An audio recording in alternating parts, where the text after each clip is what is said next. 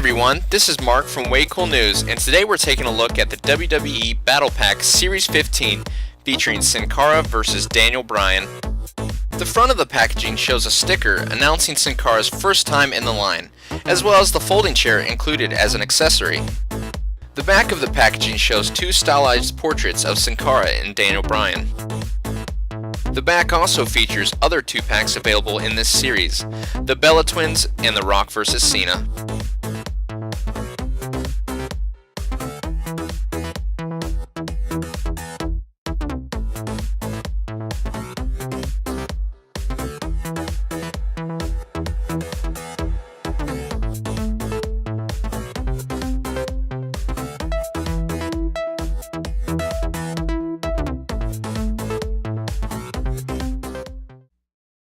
Alright, so let's take a closer look at the WWE Battle Pack featuring Sin Cara versus Daniel Bryan. We'll start off with Sin Cara here. So looking first at this sculpt, this is Sin Cara's first time in the line. And with that, I am blown away by this sculpt. I really love these, I don't know what you call them, flare pieces off his mask. The fact that I love about these is that they're still bendable. They have this flexible quality about it. It's a softer rubber, so you don't ever have to worry about it being too stiff or too rigid. I don't know if that is a function for child safety or what, because if the harder plastic would poke somebody's eye out or what. But I do love this head sculpt, and I think they do really well with the mask.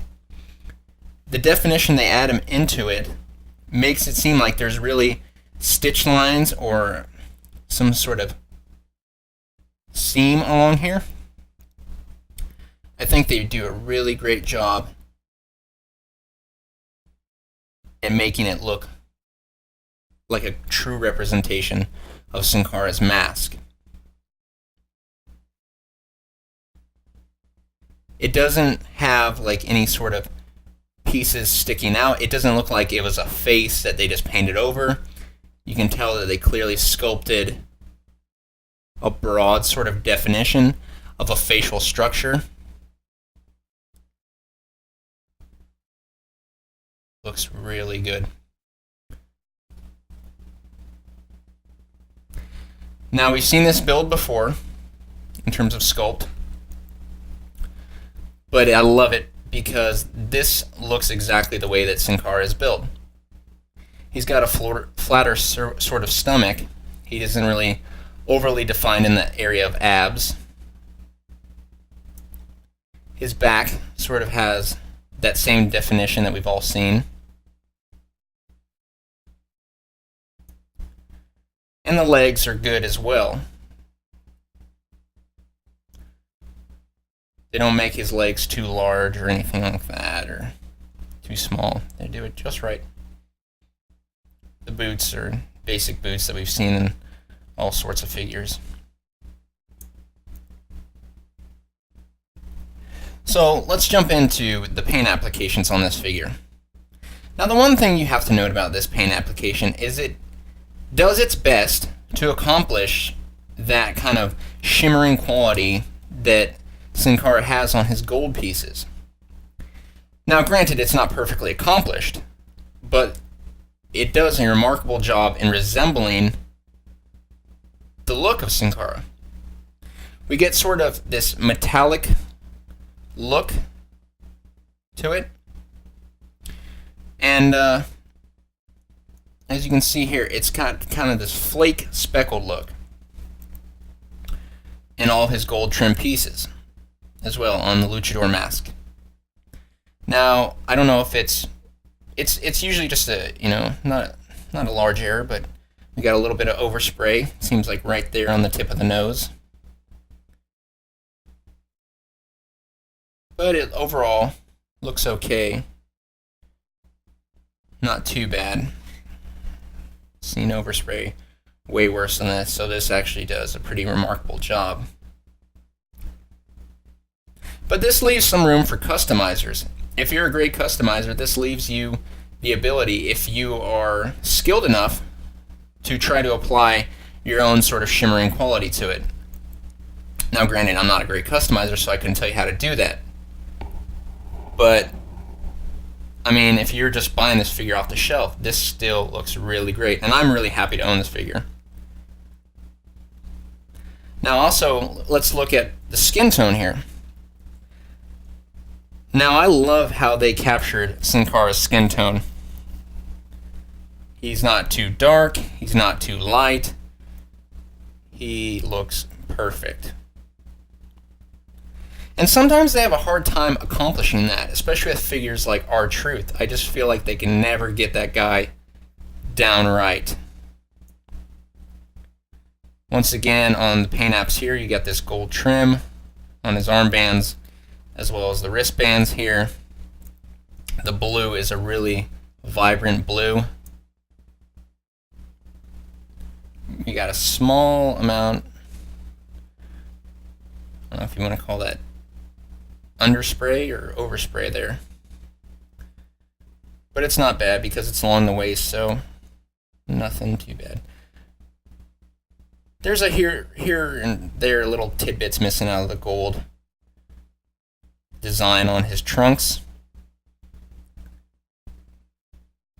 But it's nothing to cry about. I mean, this is a really great figure.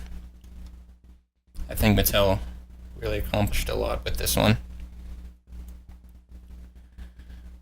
On the back as well, that gold, it really just, it shines through and it looks really great. Has that speckled quality to it. Goes all the way down to the boots.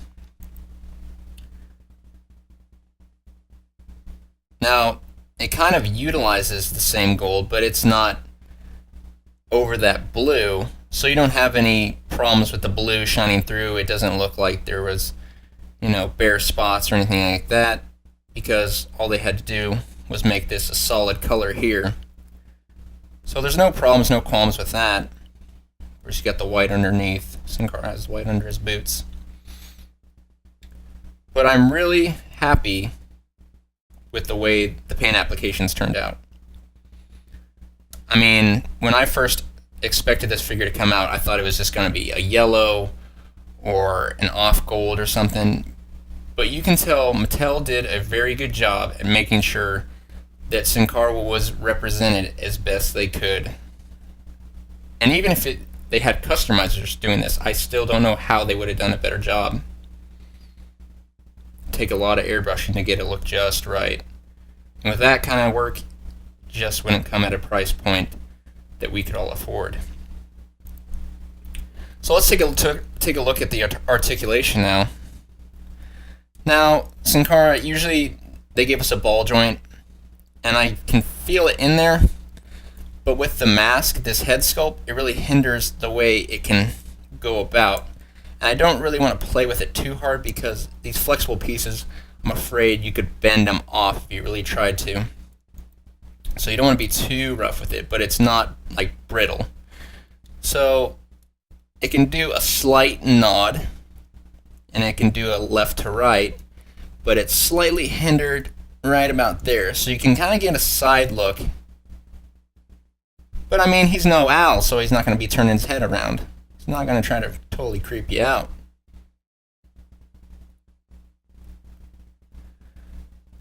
So we get the ball joint in the shoulder. For some reason, this Sin Cara, can't guarantee that it'll all be that way, but this one, the ball joints are really smooth. Not too tight and not too loose, just perfect. You get the bicep swivel, bend at the elbow, bend at the wrist, along with a swivel. Same on the other side. You get the twist at the waist here, and you get front, back,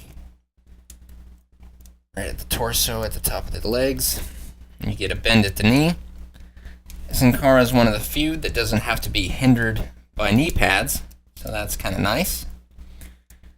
You get the swivel boot at the swivel, and a bend at the ankle.